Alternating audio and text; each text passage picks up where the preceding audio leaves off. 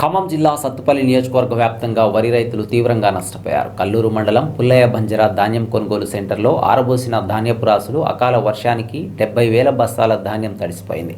ఆరుగాలం కష్టపడి పండించిన పంట చేతికి అంది. ధాన్యం కొనుగోలు సెంటర్లో ఆరబోసిన ధాన్యం ప్రకృతి వైపరీత్యాల వల్ల కురిసిన అకాల వర్షానికి రైతులు పండించిన పంట వర్షపు రాకతో తడిసి ముద్దవడంతో రైతులు దుఃఖ సాగరంలో మునిగిపోయారు.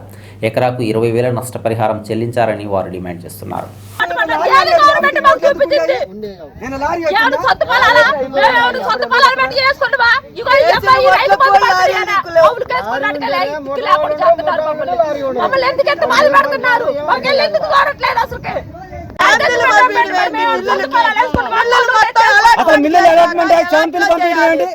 అసలు కొనపోతే గవర్నమెంట్ కొన మీరు ప్రైవేట్ అమ్ముకోండి అని చెప్పాలి. మా అమ్ముకోవచ్చు అప్పుడు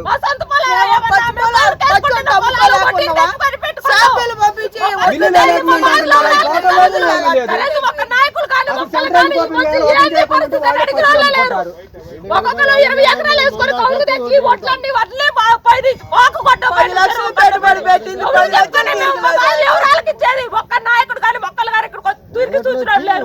గవర్నమెంట్ అసలు మేము గవర్నమెంట్ ఓట్లు కొనాం, మాకు అవసరం లేదు, మీరు ప్రైవేట్ కమ్ముకోండి చేతి మా బాధలు మేము పడే వాళ్ళమే. మమ్మల్ని ఎందుకు ఎక్కడ పోయమన్నారు? ఇక్కడ పోసిన తర్వాత మమ్మల్ని ఎందుకు ఈ నరకం చూపిస్తున్నారు? మా కాడికి ఎందుకు వచ్చి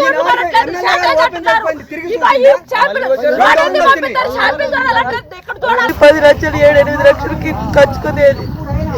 1 రూపాయి ఇప్పుడు వచ్చినట్టే కనట్లేదు. మా వాళ్ళన్నీ పోయింది. మేము ఏ తిప్పులు పడ్డా కూడా మాకు కౌళ్ళు కూడా కట్ చేయరు. మాకు కౌళ్ళు తక్కువ లేవు. కౌళ్ళు 11, 10, 12 వస్తూ ఉన్నాయి.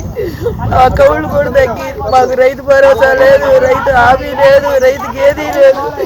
పొలం కొన్నాడికే 10 రూపాయలు లేకపోతే లేదు. మేము కౌళ్ళు చేసుకొని బతికే వాళ్ళకి మాకు 7 రూపాయలు లేదు. మాకు ఆశ లేదు.